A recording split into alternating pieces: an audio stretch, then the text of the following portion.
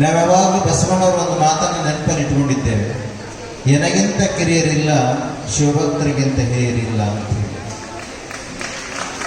ಮುಂದುವರೆದು ಬಸವಣ್ಣವರು ಇನ್ನೊಂದು ಮಾತನ್ನು ಹೇಳ್ತಾರೆ, ಭಕ್ತಿ ಇಲ್ಲದ ಬಡವ ನಾನಯ್ಯ ಕಕ್ಕಯ್ಯನ ಮನೆಯಲ್ಲೂ ಬೇಡಿದೆ, ದಾಸಯ್ಯನ ಮನೆಯಲ್ಲೂ ಬೇಡಿದೆ, ಚೆನ್ನಯ್ಯನ ಮನೆಯಲ್ಲೂ ಬೇಡಿದೆ. ಎಲ್ಲ ಪುರಾತನ ಶರಣರು ನೆರೆದು ಭಕ್ತಿ ಭಿಕ್ಷೆಯ ನಿಕ್ಕಿದೊಡೆ ಎನ್ನ ಪಾತ್ರೆ ತುಂಬಿತ್ತು ನೋಡ ಅನ್ನುವಂಥ ಮಾತನ್ನು ಹೇಳುತ್ತಾರೆ. ಅದರ ಅರ್ಥ ನಾವೊಬ್ಬರು ಭಿಕ್ಷಕರಿದ್ದ ಹಾಗೆ. ಸ್ವಾಮೀಜಿಯವರು, ಸನ್ಯಾಸಿಗಳು, ಸಮಾಜಗಳ ಸುಧಾರಕರು ಅಂತಂದ್ರೆ ನಾವು ಕುತ್ಕೊಂಡಲ್ಲೇ ತಥಾಸ್ತು ಅಂದ ತಕ್ಷಣ ಯಾವುದೂ ಆಗೋದಿಲ್ಲ.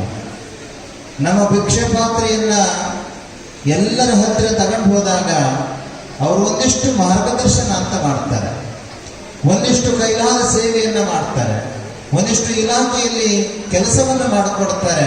ಅದೆಲ್ಲದರ ಮುಖಾಂತರ ಒಂದು ಸುಂದರವಾದ ಕ್ಷೇತ್ರವನ್ನು ನಾವು ಮಾಡಲಿಕ್ಕೆ ಸಾಧ್ಯತೆ ಆಗುತ್ತೆ.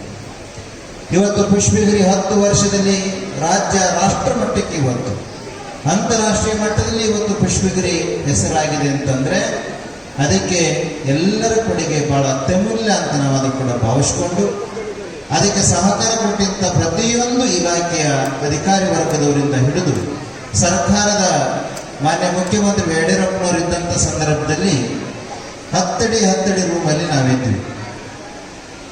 ಪಟ್ಟೆದ್ರು ಒಂದು ಸಲ MP ಎಲೆಕ್ಷನ್ ಚುನಾವಣೆಗೆ ಬಂದಂಥ ಸಂದರ್ಭದಲ್ಲಿ ಅವರು ಹೀಗೆ ಕುತ್ಕೊಂಡು ಅಲ್ಲಿ ಟೀ ಕುಡಿತಿದ್ರು ಮಠದೊಳಗೆ. ಸ್ವಾಮೀಜಿ ಇಷ್ಟೇನಾ ಅಂತ ಅಂದರು, ಇಷ್ಟೇ ಸ ಅಂತ ಅಂದ್ವಿ. ಅವತ್ತಿನಿಂದ ಪ್ರಾರಂಭವಾದಂಥ 10-15 ವರ್ಷದ ಕೆಲಸಗಳು ನಿರಂತರವಾಗಿ ನಡೀತಾ ಇವತ್ತಿನವರು ಕೂಡ ಒಂದೊಂದೇ ಹೆಜ್ಜೆಗಳನ್ನು ಇಡುತ್ತಾ ಬಂದಿದೆ.